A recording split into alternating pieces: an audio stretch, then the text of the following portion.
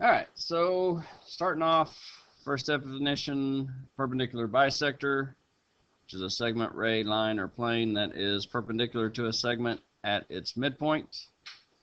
So first off, it's talking about it being perpendicular, and we remember perpendicular means what?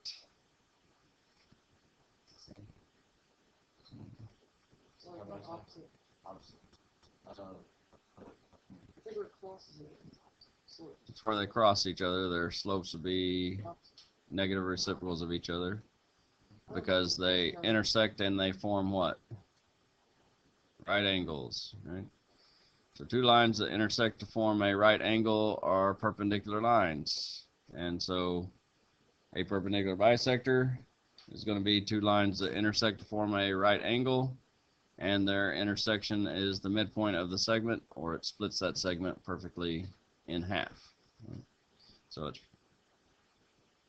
hits it at a right angle and hits it right in the middle of the segment. So theorem 5.1, perpendicular bisector theorem, says if a point is on the perpendicular bisector of a segment, then it is equidistant from the endpoints of the segment.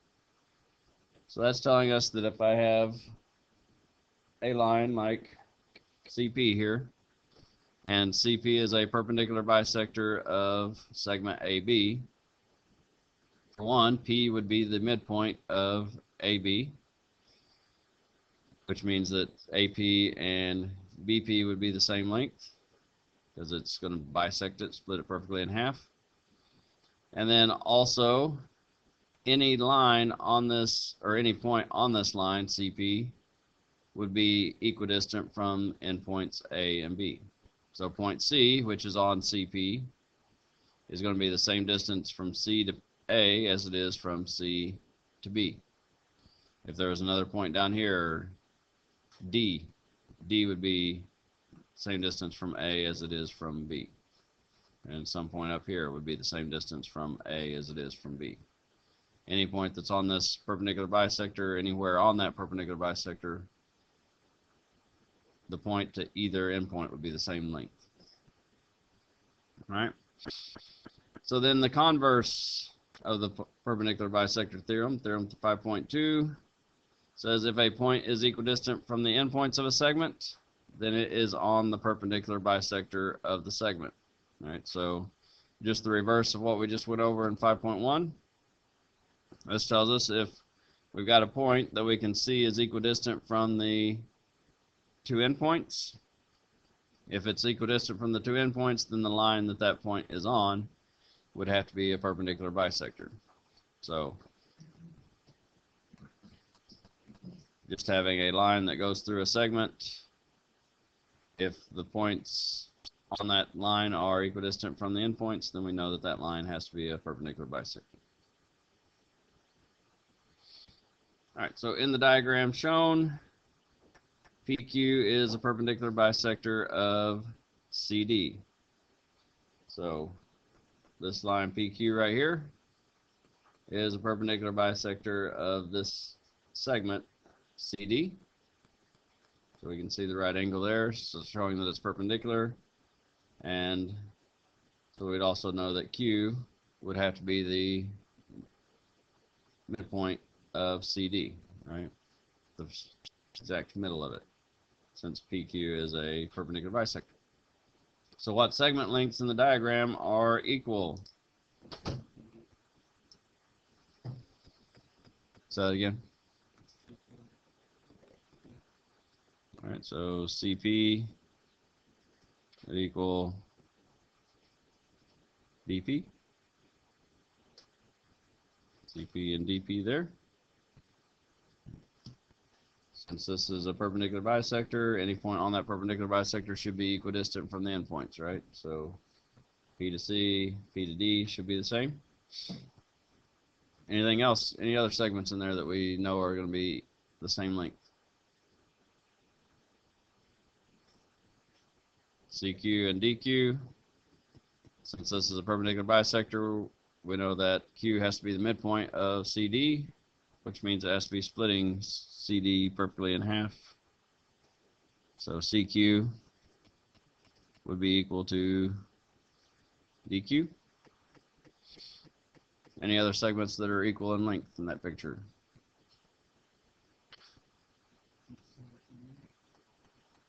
All right. TC, TD, both marked as 7. So even though we don't know that they're on the perpendicular bisector, the lengths given to us in the picture tell us that they're the same length. Right?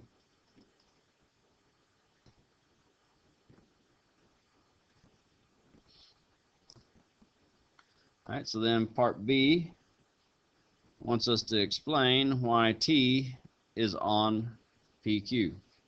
All right, so how do we know that point T all the way up here is on this line PQ? Even though we don't have the line drawn where it goes all the way through T, how do we know that T would be on that line? Any ideas?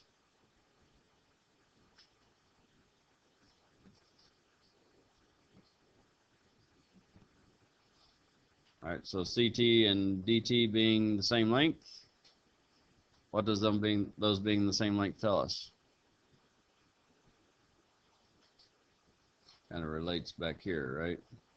Converse of the perpendicular bisector theorem. If a point is equidistant from the endpoints of a segment, then it is on the perpendicular bisector of the segment. So since TC and TD are the same, they're equidistant from the endpoints of CD. Right? So T to C and T to D, same length. So we can say since T is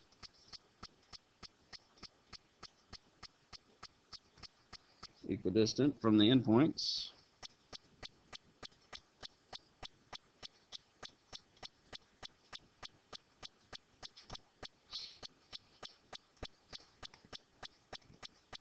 of segment CD,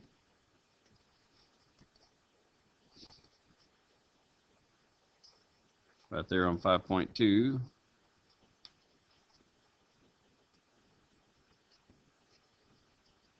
T has to be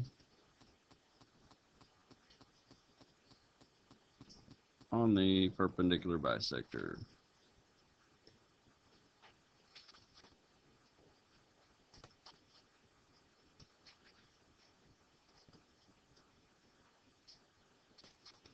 Of segment CD.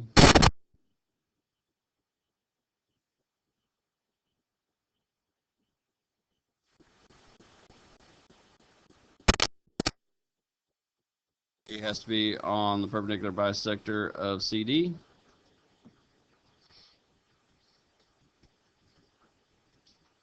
Which is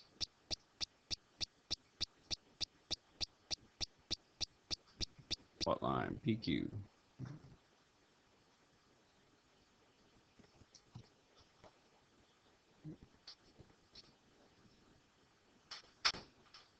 All right, so then another definition, distance from a point to a line. So the length of the perpendicular segment from the point to the line. So if we've got a point that's not on a line, and we want to go find the distance from this point to the line, then we're going to use the perpendicular distance, right? Which the line that would go from this point and be perpendicular to the line will give us the shortest distance between the point and the line, right? If I go at some other angle, if I'm not going the perpendicular, then I'm making that distance longer.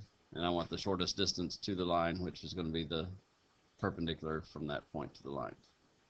All right. So in theorem 5.3, the angle bisector theorem, if a point is on the bisector of an angle, then it is equidistant from the two sides of the angle. So if I've got an angle BAC, and ray AD is a bisector of that angle, then that's going to mean that angle BAD and angle CAD are congruent angles, because it's going to, that bisector splits the big angle in half perfectly. And then the angle bisector theorem tells us that any point on this bisector ray would be equidistant from the sides of the angle. Right? So point D being on this bisector has to be the same distance from ray AB as it is from ray AC. And then just like the definition distance from a point to a line, we're going from that point to the line in a perpendicular, right? So it's got to go from that point and intersect at a right angle. This point to that ray intersecting at a right angle. That gives us the shortest distance, and those two distances would be the same. And the converse of the angle bisector theorem, if a point is in the interior of an angle and is equidistant from the sides of the angle, then it lies on the bisector of the angle, right? Kind of like what we did with the segment bisector earlier. Any point that is equidistant from the two sides of the angle, as long as that point is in the interior of the angle, right? We can't have a point out here in the exterior be equidistant from the two sides and say that it's on the angle bisector. It's got to be in the interior, and if that interior point is equidistant from the two sides, then that would tell us that the ray that that point is on is an angle bisector. So if it's on an angle bisector, it's equidistant from the sides. If the point's equidistant from the sides and on the interior, then it has to be on the angle bisector. All right, so then to finish up the notes, we've got a proof here. So given that R is on the bisector of angle QPS, and that segment RQ is perpendicular to ray PQ, and segment RS is perpendicular to ray PS, we're going to prove that segment RQ is congruent to segment RS. So,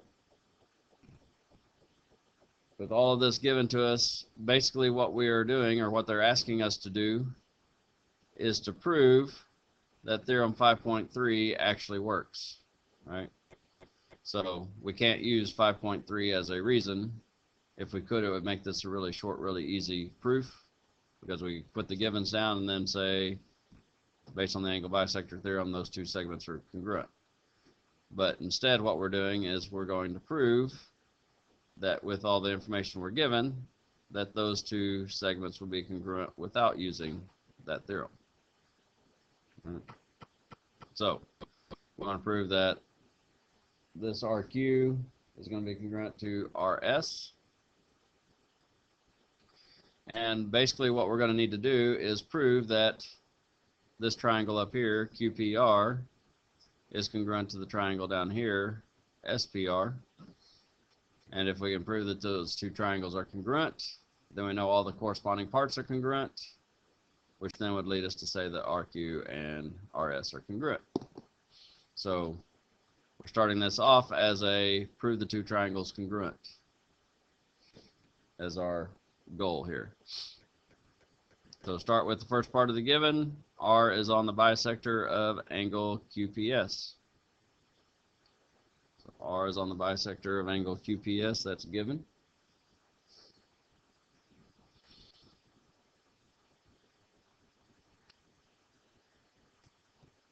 And so we know R is on the bisector, which in turn tells us that ray PR is an angle bisector, right? And if ray PR is an angle bisector, what's that angle bisector doing to angle QPS?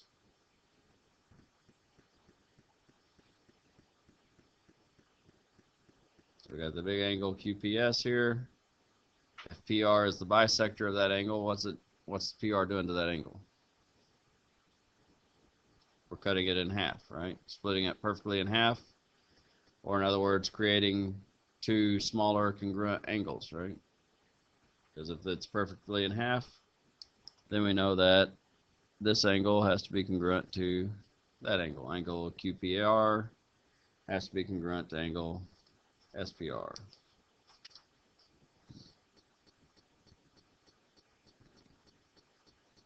So QPR is congruent to angle RPS, definition of an angle bisector. It told us it was an angle bisector. We know that means that it splits it into two congruent angles. So those two angles have to be congruent.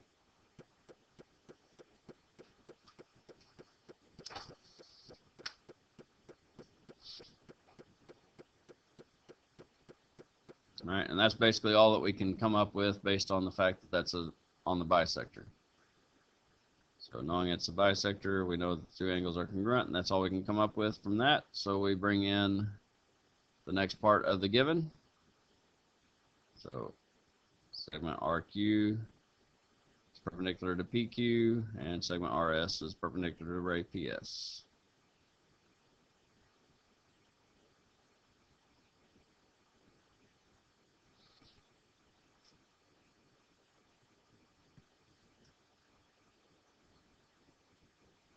So we're given that two things are perpendicular, and we discussed at the beginning of the class that perpendicular means what?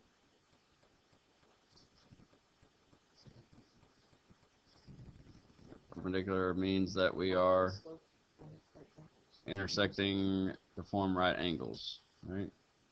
So if RQ is perpendicular to PQ, then that means that those two form a right angle. If RS is perpendicular to PS, then those two are forming a right angle.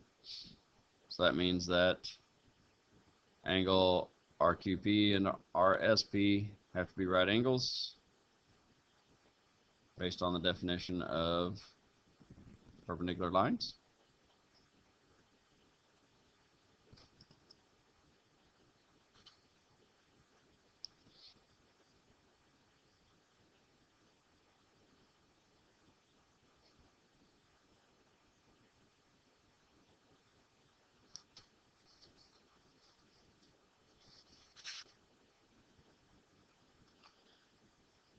And then since those are both right angles, what do we know about all right angles?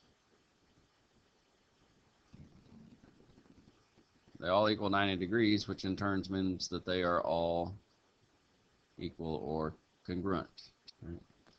And we actually have a theorem out there that tells us that all right angles are congruent, and that is the right angles theorem. And so we're going to say that since those two are right angles, they have to be congruent to each other.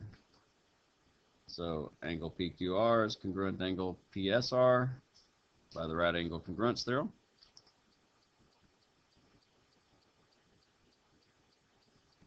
So those two are congruent. Now our goal here, like we stated at the beginning, is to prove that those two triangles are congruent so we can prove that their corresponding parts are congruent. So anything else in that diagram that we can see would be congruent between those two triangles?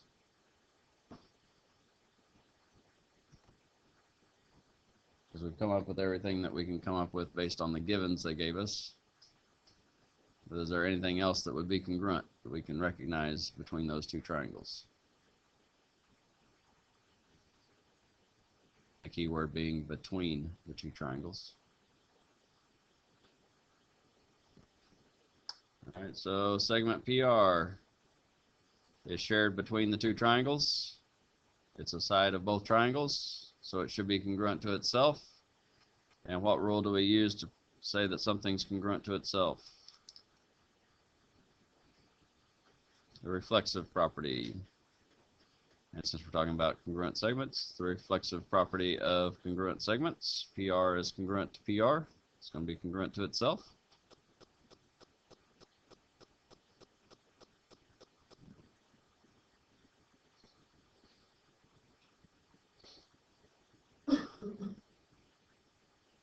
So at this point, we've got two angles and a side congruent to two angles and a side. Is that enough information to prove that the two triangles are congruent?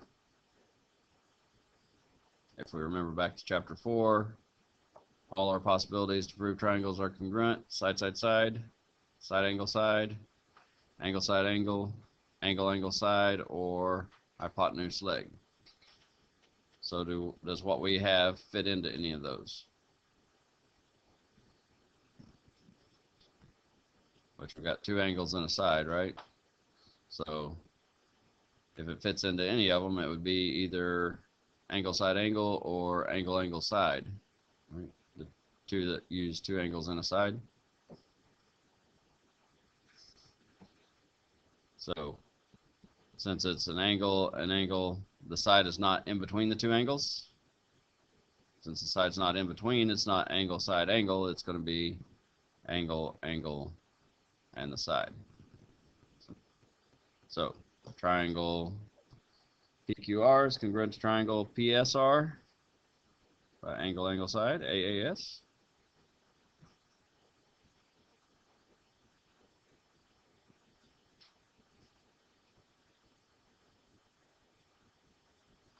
And now that we've got those two triangles that are congruent,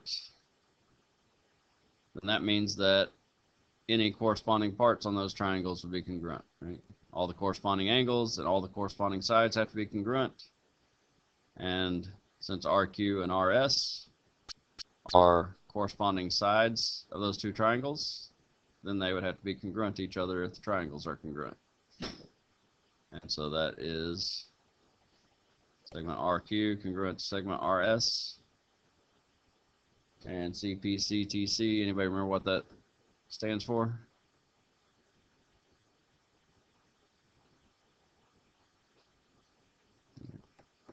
Corresponding parts of congruent triangles are congruent.